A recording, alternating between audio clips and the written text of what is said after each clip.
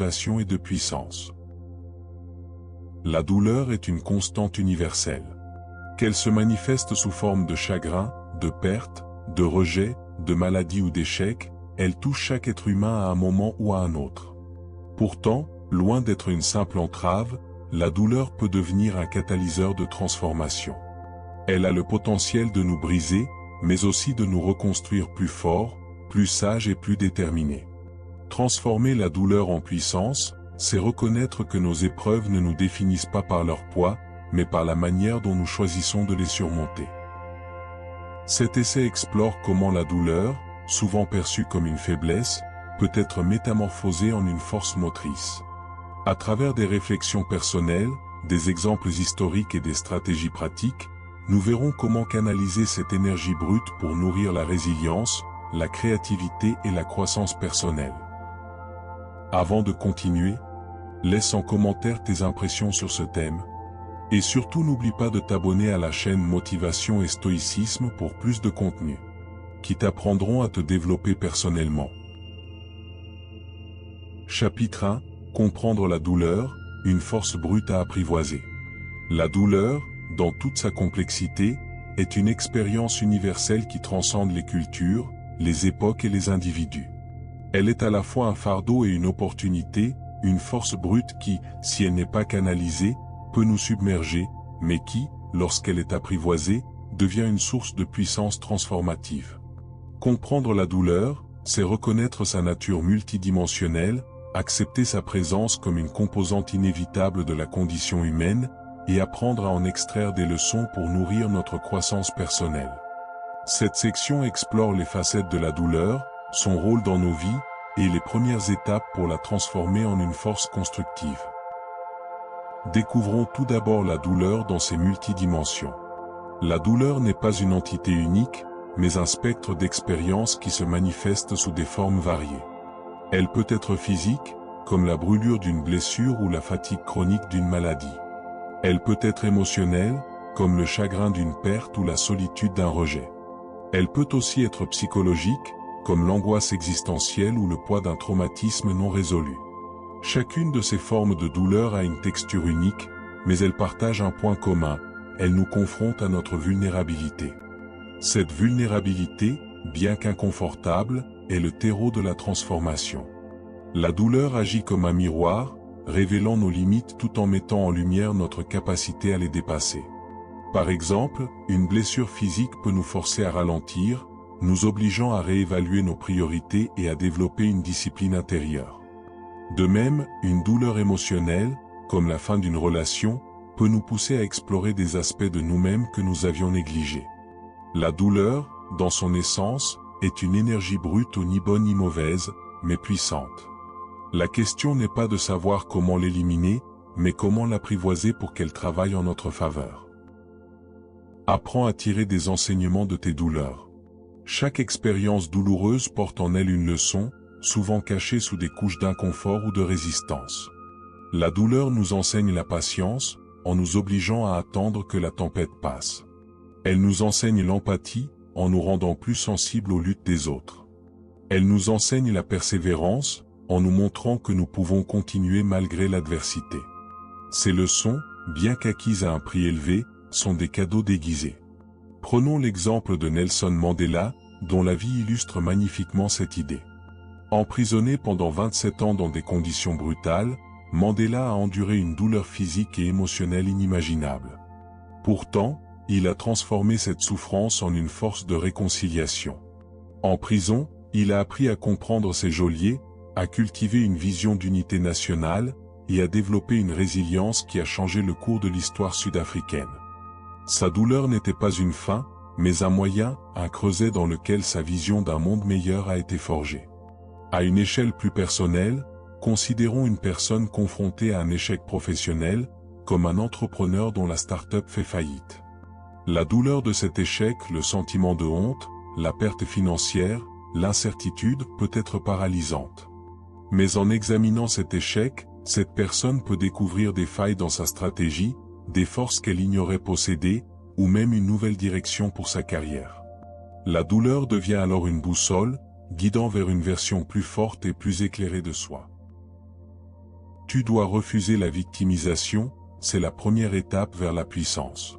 L'un des plus grands obstacles à la transformation de la douleur est la tentation de se voir comme une victime. Bien que la douleur soit souvent infligée par des circonstances extérieures comme une injustice, une trahison, une maladie, s'enfermer dans une mentalité de victime nous prive de notre pouvoir. Comprendre la douleur, c'est refuser de la laisser nous définir. C'est choisir de voir chaque épreuve non pas comme une punition, mais comme une opportunité de croissance. Cette perspective demande du courage. Elle implique de regarder la douleur en face, sans chercher à la minimiser ou à la fuir. Par exemple, une personne souffrant d'une maladie chronique pourrait être tentée de se résigner à une vie de limitation. Mais en acceptant sa condition tout en cherchant des moyens de s'épanouir malgré elle, par l'exercice adapté, l'alimentation ou l'engagement communautaire, elle transforme sa douleur en une source de détermination. Ce changement de paradigme, bien que difficile, est le premier pas pour apprivoiser la douleur et la convertir en puissance. Apprends à canaliser ta douleur.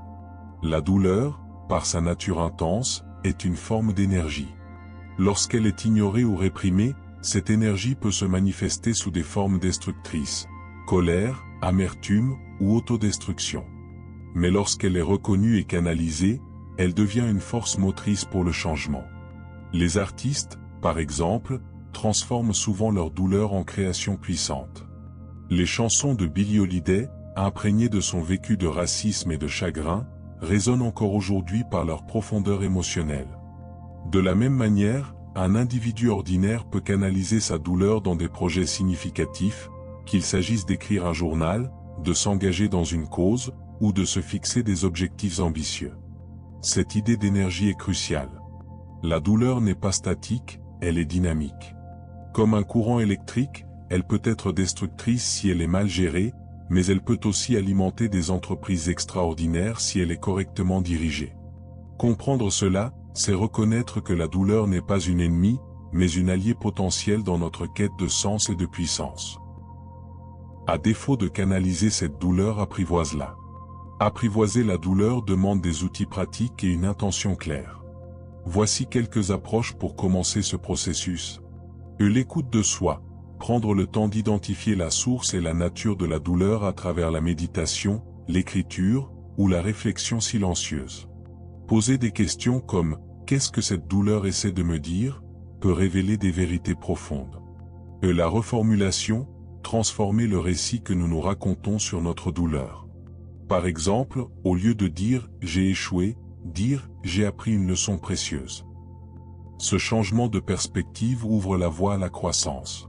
L'action symbolique, trouver un moyen tangible d'exprimer ou de canaliser la douleur, comme créer une œuvre d'art, participer à une course caritative, ou écrire une lettre, même non envoyée, à quelqu'un qui nous a blessés. La connexion humaine. Partager sa douleur avec une personne de confiance peut alléger son poids et offrir de nouvelles perspectives.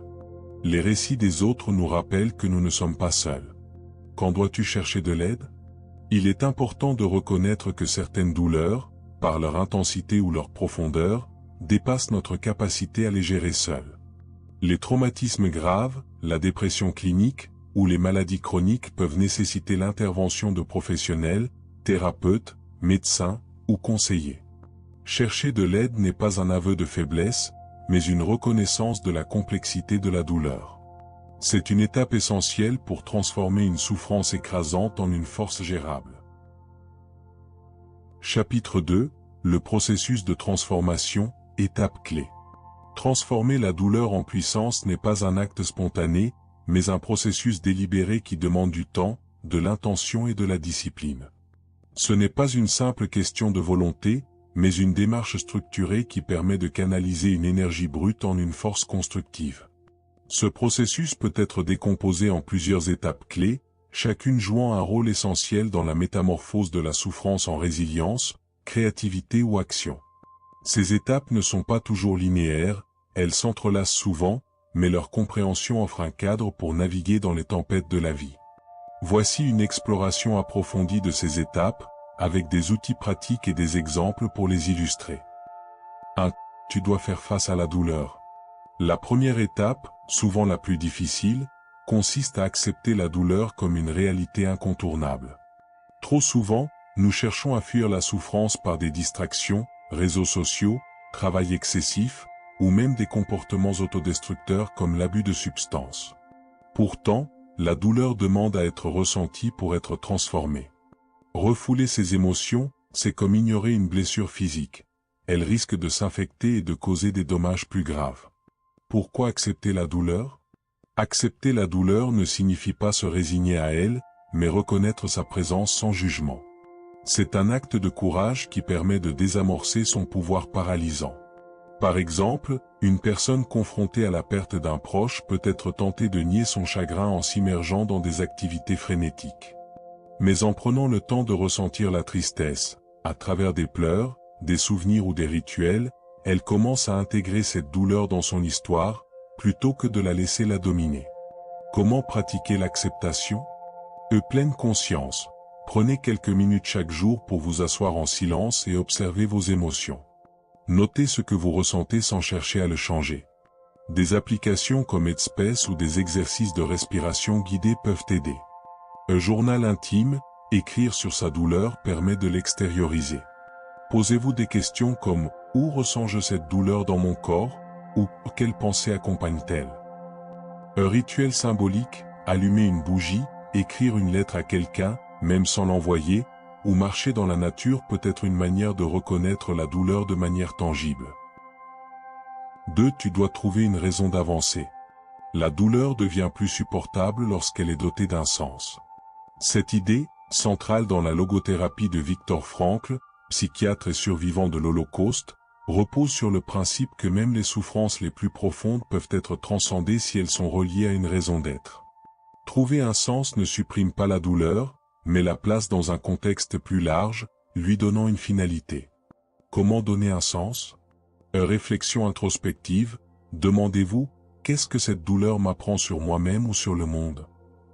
Par exemple, une rupture amoureuse peut révéler des besoins non exprimés ou des schémas relationnels à corriger. Relier la douleur à une cause, transformer une expérience personnelle en une mission peut donner un sens profond. Par exemple, une personne ayant surmonté une addiction pourrait devenir mentor pour aider d'autres à s'en sortir. Philosophie ou spiritualité. Pour certains, les croyances religieuses ou philosophiques offrent un cadre pour comprendre la douleur. Que ce soit à travers la méditation bouddhiste ou la foi chrétienne, ces systèmes peuvent aider à trouver une perspective. Exemple concret, Candy Leitner, fondatrice de l'association Mother Against Drunk Driving, MAD, a transformé la douleur de la perte de sa fille, tuée par un conducteur ivre, en une croisade contre l'alcool au volant. En donnant un sens à sa tragédie, elle a non seulement surmonté son chagrin, mais aussi sauvé des milliers de vies. 3. Tu peux transformer la douleur en action. La douleur est une énergie puissante, et lorsqu'elle est canalisée, elle peut devenir un moteur de créativité, d'action ou de changement. Cette étape consiste à rediriger l'intensité émotionnelle de la douleur vers des objectifs constructifs, qu'ils soient artistiques, professionnels ou sociaux. Domaine de canalisation. Créativité, l'art est un exutoire puissant. Écrire un poème, peindre un tableau, ou composer une chanson permet de transformer des émotions brutes en quelque chose de tangible. Frida Kahlo, par exemple, a utilisé ses autoportraits pour exprimer la douleur physique et émotionnelle de sa vie, créant des œuvres d'une puissance universelle. L'action sociale, transformer une douleur personnelle en une cause collective peut être libérateur. Par exemple, les survivants de maladies graves créent souvent des associations pour sensibiliser ou collecter des fonds.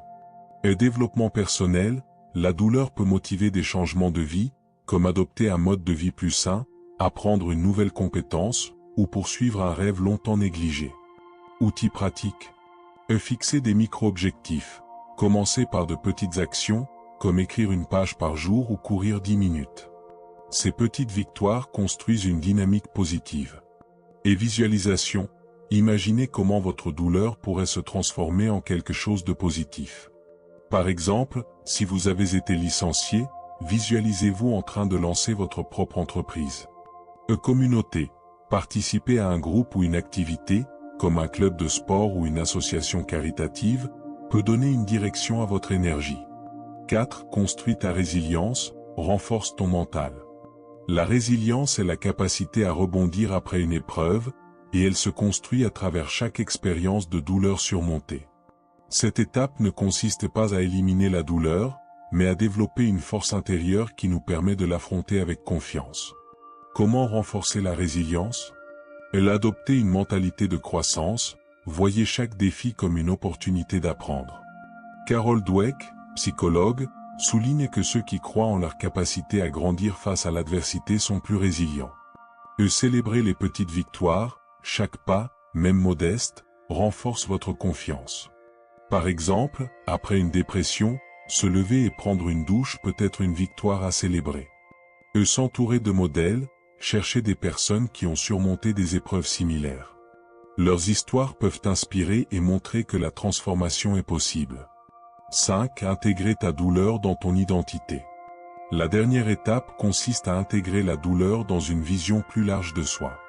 Cela ne signifie pas s'identifier à la douleur, mais reconnaître qu'elle fait partie de votre histoire. Cette intégration permet de transformer une blessure en une force, comme une cicatrice qui raconte une histoire de survie. Pratique pour intégrer. Une narration personnelle, racontez votre histoire, à vous-même ou à d'autres, en mettant l'accent sur ce que vous avez appris et comment vous avez grandi. Un rituel de clôture, créez un moment symbolique pour marquer la fin d'une période douloureuse, comme brûler une lettre ou planter un arbre. Gratitude, prenez le temps de noter ce que la douleur vous a apporté, comme une nouvelle perspective ou une force inattendue. Chapitre 3. Des exemples inspirants de transformation. La transformation de la douleur en puissance est un processus universel, illustré par des individus et des communautés qui ont su transcender leurs épreuves pour créer quelque chose de significatif.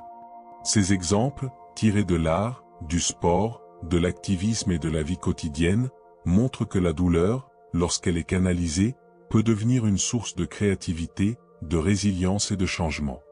Chaque histoire est une preuve vivante que la souffrance, bien que difficile, peut être transformée en une force qui non seulement guérit l'individu, mais inspire également les autres. Voici une exploration approfondie de figures emblématiques et de héros ordinaires qui incarnent ce principe, avec des leçons pratiques pour appliquer leur approche à nos propres vies. Frida Kahlo, l'art comme exutoire de la douleur. Frida Kahlo, l'artiste mexicaine, est un symbole universel de la transformation de la douleur en puissance. À l'âge de 18 ans, Kahlo a survécu à un accident de bus dévastateur qui lui a fracturé la colonne vertébrale, le bassin et plusieurs autres os, la laissant avec des douleurs chroniques pour le reste de sa vie. À cela s'ajoutaient des épreuves émotionnelles, une relation tumultueuse avec son mari, Diego Rivera, et plusieurs fausses couches qui ont brisé son rêve de maternité. Pourtant, au lieu de succomber à la souffrance, Kahlo l'a transformée en art. Comment elle a transformé sa douleur? Allongée sur son lit d'hôpital, incapable de se déplacer pendant de longs mois, Kahlo a commencé à peindre des autoportraits à l'aide d'un miroir fixé au-dessus de son lit. Ses toiles, souvent crues et intenses, explorent des thèmes de douleur physique, de perte et d'identité. Des œuvres comme La colonne brisée dépeignent sa souffrance physique avec une honnêteté brutale, transformant ses blessures en une exploration universelle de la condition humaine. En peignant sa douleur, Kahlo ne s'est pas contentée de l'exprimer, elle l'a transcendée, créant un héritage artistique qui continue d'inspirer des millions de personnes. Ces tableaux ne sont pas seulement des représentations de sa souffrance, mais aussi des témoignages de sa résilience et de son courage. Leçon à tirer, la douleur peut être un matériau brut pour la créativité. En exprimant nos luttes à travers l'art, l'écriture ou toute autre forme d'expression, nous pouvons transformer une expérience personnelle en une connexion universelle. Pour appliquer cela, envisagez de tenir un journal, de dessiner, ou de composer une chanson pour donner une voix à votre douleur, même si c'est juste pour vous-même. Serena Williams, la douleur physique comme moteur de victoire. Dans le monde du sport, Serena Williams incarne la capacité à transformer la douleur physique et mentale en une force de championne. Considérée comme l'une des plus grandes athlètes de tous les temps, Williams a surmonté d'innombrables obstacles, blessures, critiques médiatiques, discrimination raciale et sexiste, et des complications médicales graves après la naissance de sa fille. Chaque épreuve aurait pu mettre fin à sa carrière, mais elle les a utilisées comme carburant pour ses performances. Comment elle a transformé sa douleur? Après une embolie pulmonaire en 2011, Williams a frôlé la mort et a dû réapprendre à marcher avant de retourner sur les cours. Plutôt que de se laisser abattre, elle a canalisé cette douleur physique et l'incertitude émotionnelle dans un entraînement rigoureux et une détermination sans faille. Elle a remporté plusieurs titres du Grand Chelem après cet épisode, prouvant que la douleur peut être un catalyseur pour atteindre l'excellence. De plus, face aux critiques sur son apparence et son style de jeu, Williams a transformé la douleur émotionnelle en une confiance en soi qui a redéfini les normes de la féminité dans le sport. Leçon à tirer: la douleur physique ou les critiques extérieures peuvent être transformées en une motivation pour dépasser ses limites. Pour appliquer cela, fixez-vous un objectif concret, comme courir un 5 km ou apprendre une nouvelle compétence, et utilisez vos défis comme une raison de persévérer. Chaque effort, même petit, renforce votre résilience. Malala Yousafzai, transformer la peur en plaidoyer mondial. Malala Yousafzai, la plus jeune lauréate du prix Nobel de la paix, est un exemple frappant de la transformation de la douleur en une force pour le changement social. À l'âge de 15 ans, elle a survécu à une tentative d'assassinat par les talibans pour son militantisme en faveur de l'éducation des filles au Pakistan. La douleur physique d'une balle dans la tête et la douleur émotionnelle de l'exil forcé auraient pu la réduire au silence, mais elles ont au contraire amplifié sa voix. Comment elle a transformé sa douleur? Après sa convalescence, Malala a transformé son expérience traumatique en un plaidoyer mondial pour l'éducation. Elle a fondé le Malala Fund, une organisation qui soutient l'accès à l'éducation pour les filles dans le monde entier. Sa douleur personnelle ou la peur, la perte de sa vie d'avant, et les menaces continues, est devenue une plateforme pour inspirer des millions de personnes. En racontant son histoire dans son autobiographie, Moi, Malala, elle a transformé une tragédie personnelle en un appel universel à l'action. Leçon à tirer: une douleur personnelle peut devenir une cause collective. Si vous avez vécu une injustice ou une épreuve, envisagez de vous engager dans une cause qui résonne avec votre expérience, comme le bénévolat ou la sensibilisation. Votre douleur peut devenir une force pour aider les autres. Les héros du quotidien, résilience dans l'ordinaire. Tous les exemples de transformation ne concernent pas des figures publiques. Les héros du quotidien, ceux qui surmontent des épreuves personnelles sans reconnaissance mondiale, sont tout aussi inspirants. Considérons l'histoire d'une mère célibataire qui, après un divorce douloureux, doit faire face à des difficultés financières et émotionnelles. Ou encore celle d'un employé licencié qui décide de lancer sa propre entreprise malgré l'incertitude. Exemple concret. Prenons l'histoire de Marie, une infirmière qui a perdu son emploi pendant une crise économique. Confrontée à l'anxiété et à un sentiment d'échec, Marie a décidé d'utiliser cette période de chômage pour suivre une formation en ligne en gestion de la santé. Ce qu'elle percevait comme une douleur, la perte de son emploi, est devenu une opportunité de se réinventer. Elle a ensuite créé un petit cabinet de conseil pour aider les cliniques locales à améliorer leurs services, transformant sa douleur en une nouvelle carrière. Leçon à tirer: les petites transformations comptent autant que les grandes. Identifiez une épreuve récente et demandez-vous: comment puis-je utiliser cette douleur pour grandir? Cela peut être aussi simple que de reprendre un hobby abandonné ou de renforcer vos relations avec vos proches. Chaque pas compte. Les survivants de traumatismes collectifs, la force communautaire. Parfois, la douleur n'est pas seulement individuelle, mais collective. Les communautés qui surmontent des catastrophes, naturelles, sociales ou politiques, montrent comment la douleur partagée peut être transformée en une force unificatrice. Prenons l'exemple des survivants du génocide rwandais de 1994. Après une tragédie qui a coûté la vie à près d'1 million de personnes, de nombreux Rwandais ont transformé leur douleur en efforts de réconciliation et de reconstruction. Comment ils ont transformé leur douleur?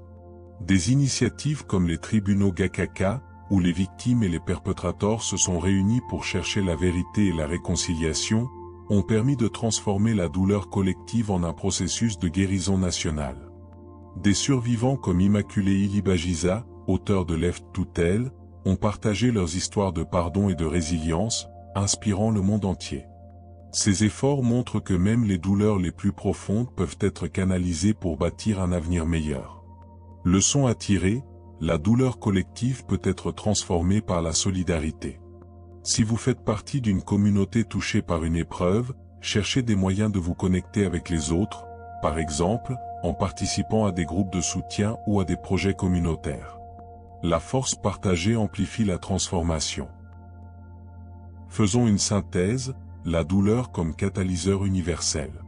Ces exemples, qu'ils proviennent de l'art, du sport, de l'activisme ou de la vie quotidienne, montrent que la douleur n'est pas une fin, mais un commencement. Frida Kahlo a transformé sa douleur physique en art intemporel. Serena Williams a utilisé ses épreuves pour redéfinir l'excellence. Malala Yousafzai a fait de son traumatisme une voie mondiale pour l'éducation. Les héros du quotidien et les communautés montrent que la transformation est accessible à tous, à condition de faire preuve de courage et de créativité. Ces histoires nous rappellent que la douleur, lorsqu'elle est embrassée et canalisée, devient une force qui peut changer des vies, des communautés, et même le monde. Application pratique, réfléchissez à une douleur récente dans votre vie. Comment pourriez-vous l'exprimer, par l'écriture, l'art, ou la conversation? Comment pourriez-vous la transformer en une action positive, comme un projet personnel ou un engagement communautaire? Prenez une petite action aujourd'hui, comme écrire une phrase sur ce que cette douleur vous a appris, pour commencer le processus. Chapitre 4, Stratégie pratique pour transformer la douleur. Transformer la douleur en puissance n'est pas un concept abstrait, c'est un processus qui repose sur des actions concrètes et des changements de perspective. Les stratégies suivantes offrent des outils pratiques pour canaliser la douleur, qu'elle soit physique, émotionnelle ou psychologique, en une force qui nourrit la résilience, la créativité et la croissance personnelle. Ces approches, accessibles à tous, s'appuient sur des principes psychologiques, des pratiques quotidiennes et des exemples inspirants. Elles sont conçues pour être adaptées à votre contexte, que vous traversiez une épreuve personnelle ou que vous cherchiez à surmonter un obstacle professionnel. Voici une exploration approfondie de ces stratégies, avec des étapes claires et des applications pratiques. En premier point, cultive la pleine conscience, observe sans juger. La pleine conscience, ou mindfulness, est une pratique puissante pour transformer la douleur en une expérience gérable. En se concentrant sur le moment présent, elle permet d'observer la douleur sans la laisser nous submerger. Plutôt que de fuir ou de réprimer les émotions douloureuses, la pleine conscience nous invite à les accueillir avec curiosité et sans jugement, créant ainsi un espace mental pour les comprendre et les transformer. Comment pratiquer la pleine conscience? Une méditation guidée. Commencez par 5 à 10 minutes par jour avec une application comme Calm ou Insight Timer. Asseyez-vous dans un endroit calme, fermez les yeux, et concentrez-vous sur votre respiration. Lorsque des pensées douloureuses émergent, notez-les sans vous y attacher, puis revenez à votre souffle. Scan corporel. Prenez un moment pour ressentir où la douleur, physique ou émotionnelle, se manifeste dans votre corps. Est-ce une tension dans la poitrine? Une lourdeur dans l'estomac? Cette prise de conscience aide à démystifier la douleur et à réduire son emprise. Marche méditative. Si rester immobile est difficile, essayez une marche lente en pleine conscience. À chaque pas, concentrez-vous sur la sensation de vos pieds touchant le sol, tout en observant vos pensées sans les juger. Exemple concret, une personne souffrant d'anxiété après une rupture amoureuse peut utiliser la pleine conscience pour identifier les pensées récurrentes, « je ne suis pas assez bien », et les observer sans s'y attacher. Avec le temps, cette pratique peut réduire l'intensité émotionnelle et ouvrir la voie à une réflexion constructive sur ses besoins et ses aspirations. Pourquoi ça fonctionne? La pleine conscience, validée par des études en neurosciences, réduit l'activation de l'amygdale, la partie du cerveau associée aux émotions intenses. En créant une distance entre vous et votre douleur, elle vous permet de la transformer en une source d'apprentissage plutôt qu'en un obstacle. Application pratique. Essayez une méditation de 5 minutes aujourd'hui. Asseyez-vous, respirez profondément, et notez une émotion ou une sensation liée à votre douleur. Demandez-vous, que puis-je apprendre de cette sensation? Deuxième point, trouve une communauté, partage pour alléger. La douleur, lorsqu'elle est portée seule, peut devenir écrasante. Partager son expérience avec une communauté, qu'il s'agisse d'amis, de famille ou d'un groupe de soutien, permet de la dédramatiser et de la transformer en une force collective. Les connexions humaines offrent non seulement un soutien émotionnel, mais aussi des perspectives nouvelles qui peuvent révéler des solutions ou des opportunités inattendues. Comment trouver une communauté? Groupe de soutien. Rejoignez un groupe en ligne ou en personne lié à votre expérience, par exemple, un groupe pour les personnes en deuil, les survivants de maladies ou les entrepreneurs ayant connu des échecs. Des plateformes comme Meetup ou des associations locales peuvent être un bon point de départ. Amis ou proches de confiance, identifiez une personne avec qui vous vous sentez en sécurité pour partager votre douleur. Une simple conversation honnête peut alléger le fardeau. Communauté créative, si vous êtes attiré par l'expression artistique, rejoignez un atelier d'écriture, un club de peinture ou un groupe de théâtre. Ces espaces permettent de transformer la douleur en création collective. Exemple concret, après avoir perdu son emploi, Paul a rejoint un groupe local d'entrepreneurs. En partageant ses doutes et ses frustrations, il a découvert des idées pour lancer une nouvelle activité et a formé des partenariats qui l'ont aidé à rebondir. Sa douleur initiale ou la perte de son emploi est devenue une opportunité de réseautage et de croissance. Pourquoi ça fonctionne? Les recherches en psychologie sociale montrent que le soutien social réduit le stress et renforce la résilience. En partageant votre douleur, vous réalisez que vous n'êtes pas seul, ce qui peut transformer une expérience isolante en une source de connexion et de force. Application pratique, identifiez une personne ou un groupe avec qui vous pourriez partager une difficulté actuelle. Planifiez une conversation ou une réunion cette semaine, même si c'est juste pour dire « j'ai besoin de parler ». Troisième point, fixe-toi des objectifs significatifs, donne une direction à l'énergie. La douleur est une énergie puissante qui, lorsqu'elle est canalisée, peut alimenter des objectifs significatifs. Fixer des buts concrets, qu'ils soient personnels, professionnels ou sociaux, permet de rediriger cette énergie vers des actions positives, transformant ainsi la souffrance en un moteur de progrès. Comment fixer des objectifs significatifs? Un micro-objectif, commencez par des actions petites et atteignables. Par exemple, si vous traversez une dépression, fixez-vous comme objectif de sortir marcher 10 minutes par jour. Ces petites victoires renforcent la confiance. Et objectifs alignés avec vos valeurs, demandez-vous, qu'est-ce qui compte vraiment pour moi? Si vous valorisez la créativité, fixez-vous l'objectif d'écrire une page par semaine. Si c'est la communauté, engagez-vous dans une cause caritative. Et visualisation, imaginez le résultat de votre objectif. Par exemple, si vous voulez surmonter un échec professionnel, visualisez-vous en train de réussir dans un nouveau projet. Cette pratique renforce la motivation. Exemple concret. Après une blessure qui l'a empêché de courir, Sophie, une marathonienne amateur, a transformé sa frustration en un objectif, devenir coach pour d'autres coureurs. Elle a suivi une formation en ligne et a commencé à organiser des ateliers locaux, transformant sa douleur physique en une mission d'inspiration. Pourquoi ça fonctionne? Selon la psychologie positive, fixer des objectifs donne un sens à nos actions, ce qui peut atténuer la douleur émotionnelle. En dirigeant votre énergie vers un but, vous transformez une force destructrice en une force créatrice. Application pratique, écrivez un objectif lié à une douleur actuelle, par exemple, transformer mon stress professionnel en une nouvelle compétence. Divisez-le en 3 étapes concrètes et commencez par la première cette semaine. Quatrième point, apprends de l'échec, transforme les revers en tremplin. L'échec est une forme de douleur souvent mal comprise, mais il est aussi une opportunité d'apprentissage. En adoptant une mentalité de croissance, où chaque revers est vu comme une chance d'amélioration, vous pouvez transformer la douleur de l'échec en une force pour le succès futur. Comment apprendre de l'échec? Et l'analyse post-mortem, après un échec, prenez le temps d'évaluer ce qui s'est passé. Posez-vous des questions comme « Que ai-je appris ?» ou « Que aurais-je pu faire différemment ?» Un reframing, reformulez l'échec comme une étape vers le succès.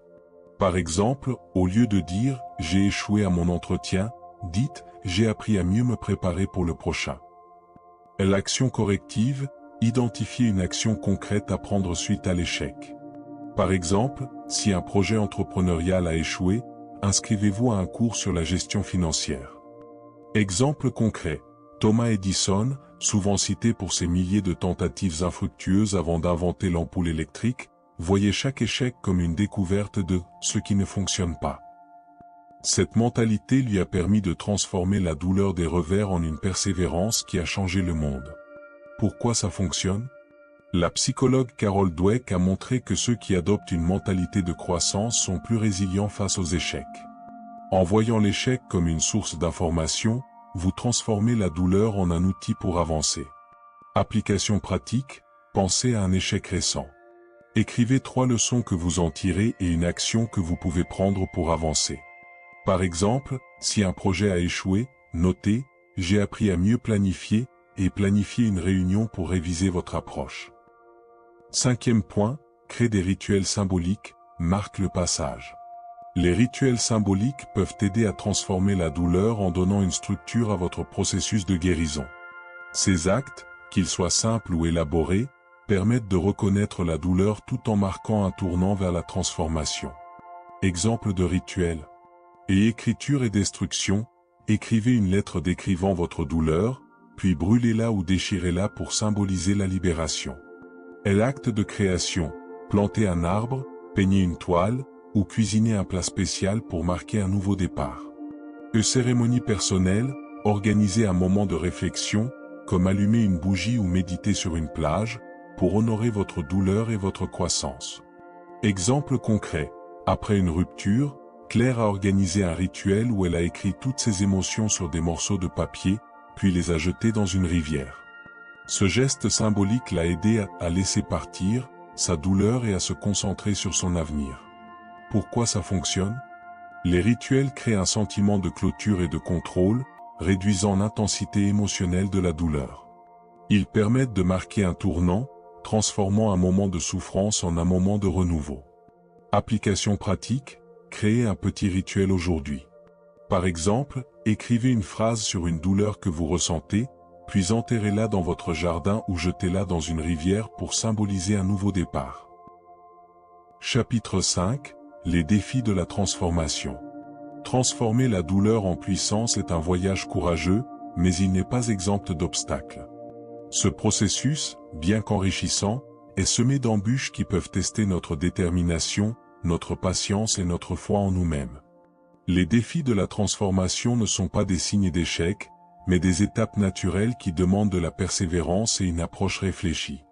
Cette section explore les principaux obstacles rencontrés ou des résistances internes comme le doute ou la peur aux pressions externes comme le jugement social, et propose des stratégies concrètes pour les surmonter. À travers des exemples et des outils pratiques, nous verrons comment naviguer dans ces défis pour transformer la douleur en une force durable.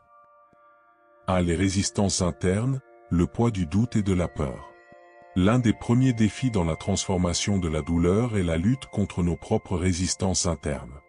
Le doute de soi, la peur de l'échec et la tentation de céder au désespoir peuvent nous empêcher de progresser. Ces émotions, souvent amplifiées par la douleur elle-même, créent un cercle vicieux où la souffrance semble insurmontable. Exemple concret, imaginons Sarah, qui a perdu son emploi dans une industrie compétitive. Bien qu'elle veuille transformer cette douleur en une opportunité pour se reconvertir, elle est paralysée par des pensées comme « Et si je ne suis pas à la hauteur ?» ou « À quoi bon essayer ?» Ces doutes internes l'empêchent de prendre des mesures concrètes, comme suivre une formation ou postuler à de nouveaux postes. Stratégie pour surmonter les résistances internes. Reconnaître les pensées limitantes.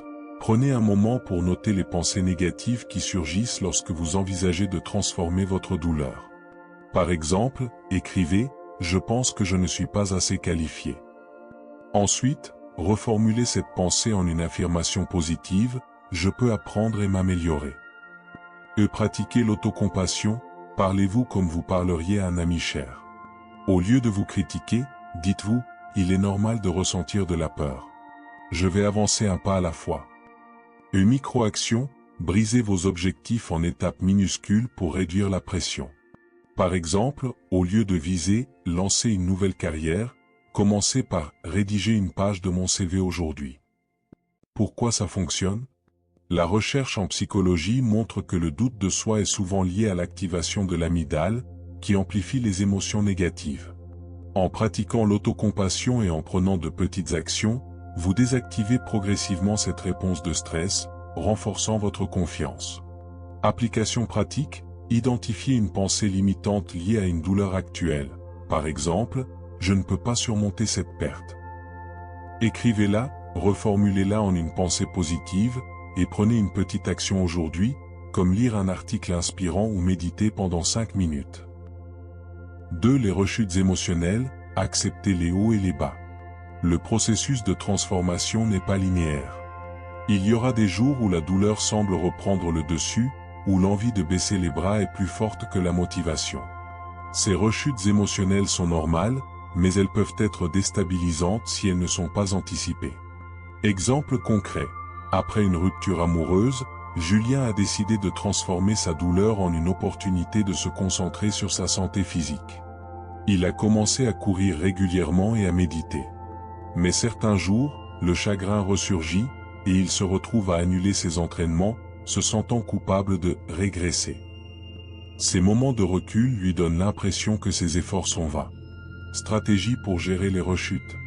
Normaliser les rechutes, acceptez que les hauts et les bas font partie du processus. Dites-vous, ce n'est pas un échec, c'est une étape. Les rechutes ne signifient pas que vous avez perdu vos progrès, mais qu'il faut ajuster votre approche. Et créer un plan de secours, préparez une liste d'actions simples pour les mauvais jours, comme écouter une chanson motivante, appeler un ami, ou écrire 3 choses pour lesquelles vous êtes reconnaissant. Suivre vos progrès, tenez un journal pour noter vos avancées, même petites. Cela vous rappellera que les rechutes sont temporaires et que vous progressez globalement. Pourquoi ça fonctionne? Les rechutes sont une réponse naturelle du cerveau à la douleur, qui cherche à se protéger en revenant à des schémas familiers. En les anticipant et en les accueillant sans jugement, vous réduisez leur pouvoir et renforcez votre résilience.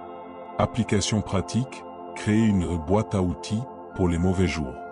Notez 3 actions simples, par exemple, respirer profondément, écouter une chanson préférée, ou marcher 10 minutes, que vous pouvez utiliser la prochaine fois que vous vous sentez submergé.